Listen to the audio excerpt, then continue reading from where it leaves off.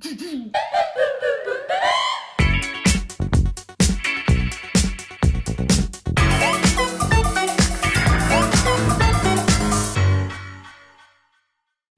bros, and non-binary hoes, I'm TAZZY and welcome back to my channel, or welcome to my channel if it's the first time you're in my channel. I make anime, fashion, and DIY content here on this channel, so if those are the types of things that you're interested in, I don't know, you might want to stick around, maybe watch a couple more videos. You could even subscribe if you're feeling crazy. Today we are reviewing the English dub version of One Punch Man Season 2. Keep in mind that I am extremely biased when it comes to One Punch Man. For whatever reason, in my little baby mind, I've decided that One Punch Man is a comfort anime for me, so I don't think it can do wrong.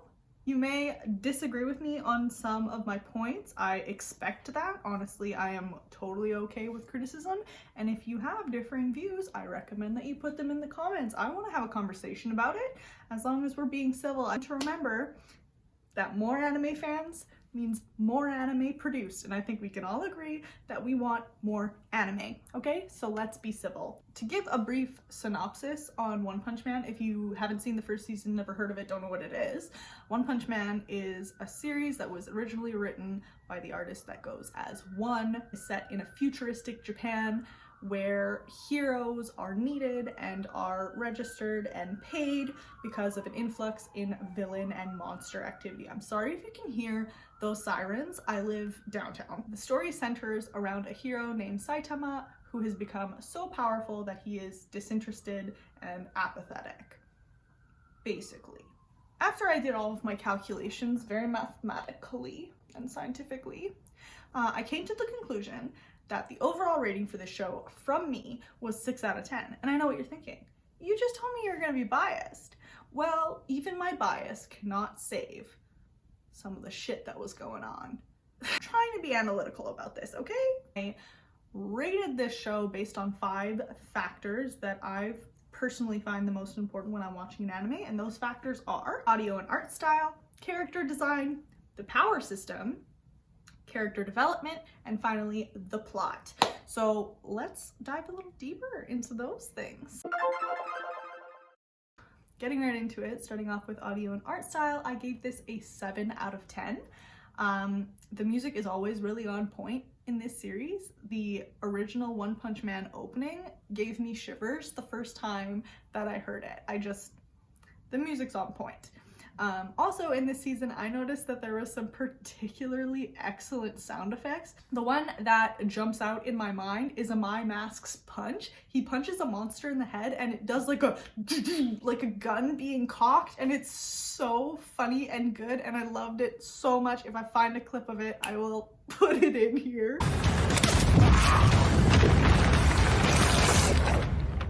The art style itself is like nothing particularly special. It has that kind of pretty realistic art style, but we do get some extra points because of the fact that there are monsters that exist in this world, but in general, it holds up, it's solid, nothing spectacular, nothing too unique, which is why it got a 7 out of 10, mostly having the audio carry that.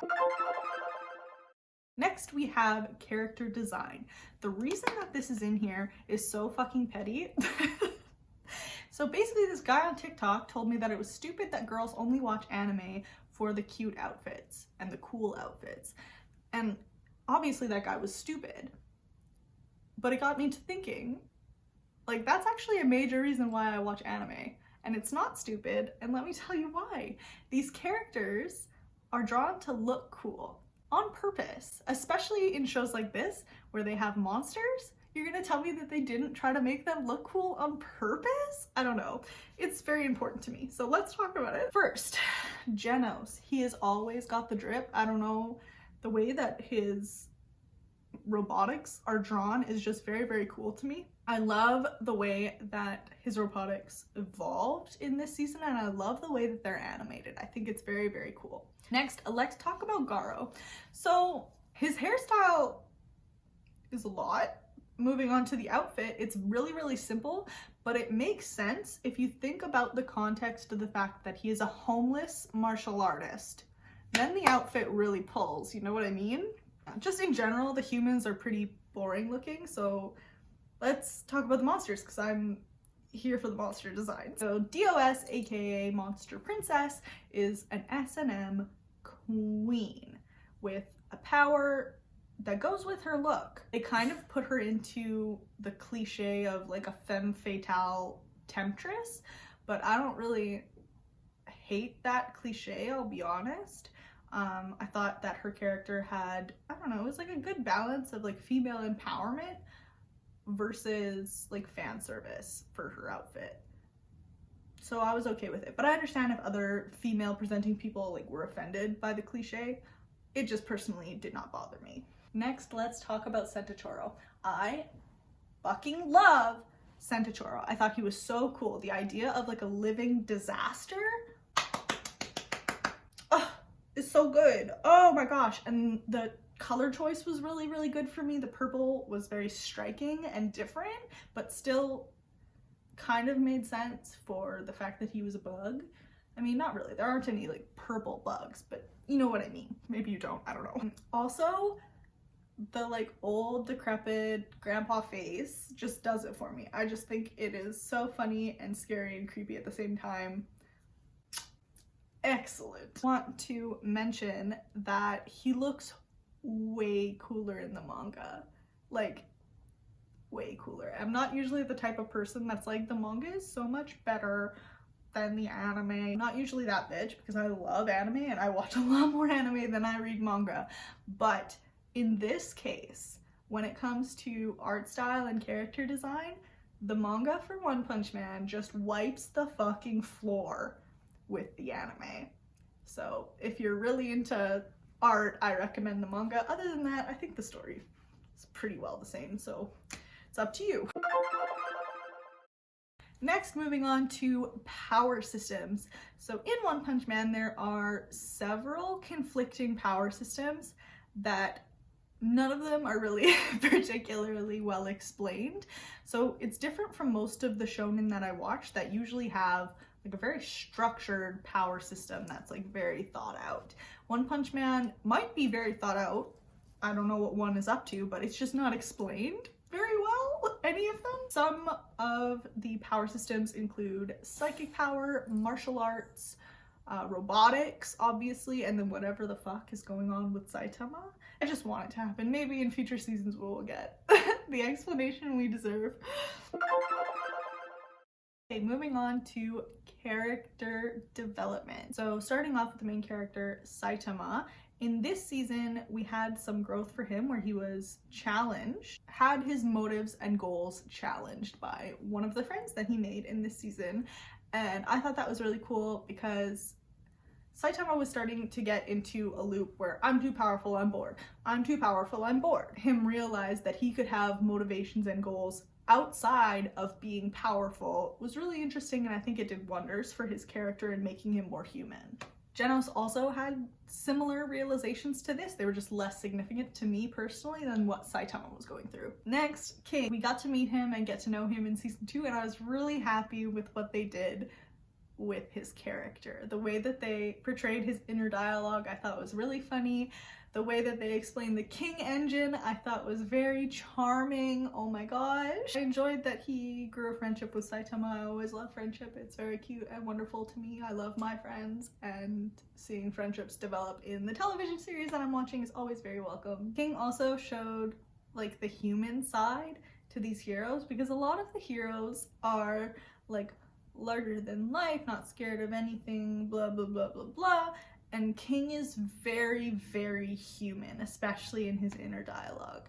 And I find that really relatable. Moving on to Blizzard, another character that showed a lot of humanity, to me at least. She kind of like grew up in the shadow of a super powerful and successful sibling, so she was willing to settle for a power position less, just so that she could have some feeling of power and control in her environment. And I think a lot of people could probably relate to that, so I thought that her character addition was really good. She also kind of becomes friends with the Saitama gang, and I really like that. Let's talk about my surprise favorite character for this season, When I first saw Garo and his stupid haircut, I thought I was gonna hate this guy. Just like the first couple of scenes where he's introduced, I was like, this guy sucks and I don't want to be friends with him, so I don't like him. And he surprised the fuck out of me, and I'm very happy about it. He was a villain who had an understandable point of view that was built on learned experience from his idea of what is a hero and what is a monster and what do those people deserve. So I thought that was really, really cool. Again, very human, which is kind of funny when you think about who he is, and if you've watched the show, it's very funny to call him human, but he's very human. Yeah, I don't usually have characters that I can like really connect with and I really understand, but for whatever reason I really understood where he was coming from and the point that he was trying to make, so I thought that was very cool. I was not expecting to be surprised by One Punch Man of all anime, so like it was very welcome that that happened. Moving on to the plot. So overall, One Punch Man, the plot is very straightforward. There are bad guys. We fight them, and that's fine. It makes it very comforting to watch for me. There's not a lot of anxiety because you're not anticipating anything spectacular happening. You're not anticipating something bad happening. It's just kind of whatever. The addition of Garo into this season added a very interesting and cool side plot that I found myself looking forward to the scenes that he was in and the scenes that were about him, even if he wasn't in them. I thought that his story on the side was very good. You also get a little bit more information about the inner workings of like the Hero Association. Is it called the Hero Association, or am I just being a My Hero fan right now? I'm gonna call it the Hero Association. I don't remember what it's called in One Punch Man, not important. Anyways, we get a lot of background information about how the hero system works, and we just love corruption around here, so I like seeing that. There was also the introduction of an opposing force for the hero system on a scale that previously we haven't had, so it was interesting to see how they dealt with that. We also got a lot more background information for the bad guy side of things this time around, and I thought that was really cool. Alright, to wrap things up, overall I think it's pretty obvious that I really love this anime, and the fact that the numbers came out to a 6 out of 10 overall is just because of the criteria that I used and not because of the way that I personally feel about the show. I would honestly recommend One Punch Man to any level of anime watcher as long as you're interested in shonen fight anime. Also, I think that One Punch Man is actually a very good starter anime. Like if you're a person that has never watched anime before and you're just trying to dip your toes in and see what it's about, I think that One Punch Man is a good place to start because it has like a wide spectrum of the cliches and tropes that are in anime, as well as just being interesting overall. Thank you for watching. If you liked this video, please like this video. Maybe stick around, maybe subscribe. I don't know. It's up to you. Time to hunt! See ya!